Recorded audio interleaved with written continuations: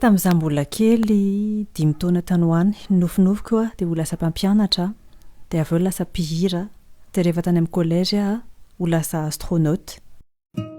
Amintsika amin'ny teny izao a mpanabe a civisme fiscal no ampianariko dia mpihira efa ho 20 taona latsaka kely na dia tsy lasa astronaute ary a anankiroa amin'ny hirako no alefa eny amin'ny volana isolo tena Madagasikara amin'ny faraparan'ity taona ity.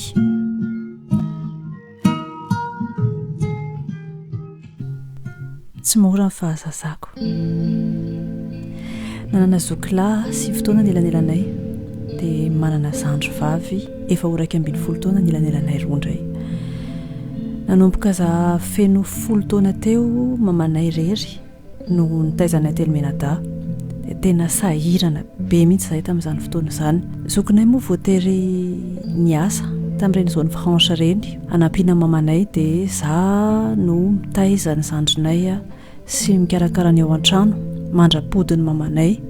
Rehefa feno 14 taona rehefa teny amin'ny lycée amin'izay dia maty io zokinay lahy io.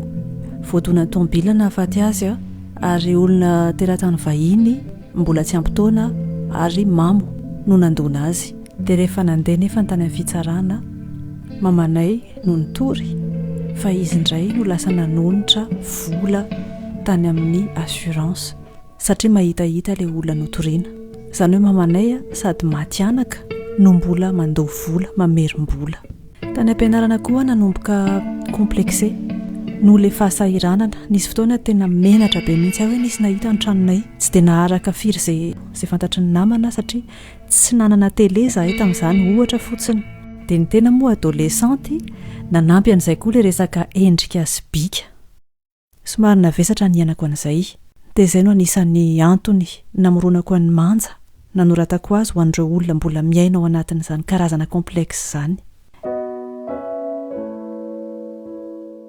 Eritaona taty aoriana 15 taona afaka baka. Dia avy eo nanao droit satria izay no tiany ray aman-dreniko.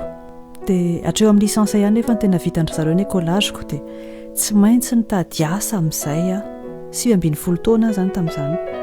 Ny asako voalohany teknisiana sy animatrice tao amin'ny radio Feo Merina. Tao aorian'izay indray niasa tao amina société de pré-presse malagasy anankiray. Feno 20 taona amin'izay nanao concours hiditra contrôleur des impôts. Zato no niraisy neraky Madagasikara tamin'izay fotoana izay dia za nahazo ny laharana fahafito tamin'ny option ny safidiako.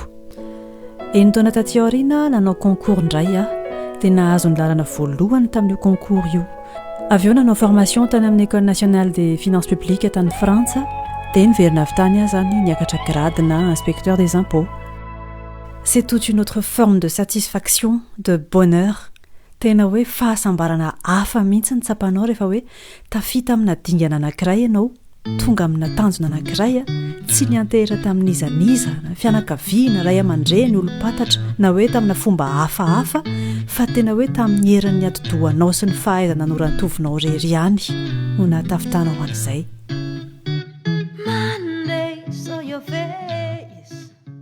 Tena fahasambarana hafa mihitsy. Tamin'izaho 20 taona ananika ny 17 taona izany na rendrika tanatina dépression tamin'izany. Nandalo karazan-javatra be dia be, fikorontanana tokantrano, fifamitahana teo amin'ny samy mpinamana, olona tena hoe niraisina ho tena akaiky anao, fahafatesana ray aman-dreny mafy be. Dia nahatsiaro tena hoe latsaka ambany, latsaka farany izay ambany mihitsy tamin'izay. Ohatrany hoe tsy mananizaniza tsony izarana izay mavesatra iainako, izarana izay atao anatin'ny foko. Farahiriko nanoratra, nosoratako daholo izay fankahirezana rehetra nilaiko, izay fankahirezana tiako hore, izay teny nandrasako hoe ho tenenin'ny olona amiko, nosoratako ireny. Dia lasa tononkira nanamafy dia avy eo nizaraiko ho an'ireo olona rehetra izay tokony hare azy. Mitsikifa zamanayko resy izany ianao ilay mihevitra io fa tsy misy nenena ilana anao, tsy zavatra hainao, fantatrao hoe fa ianao light.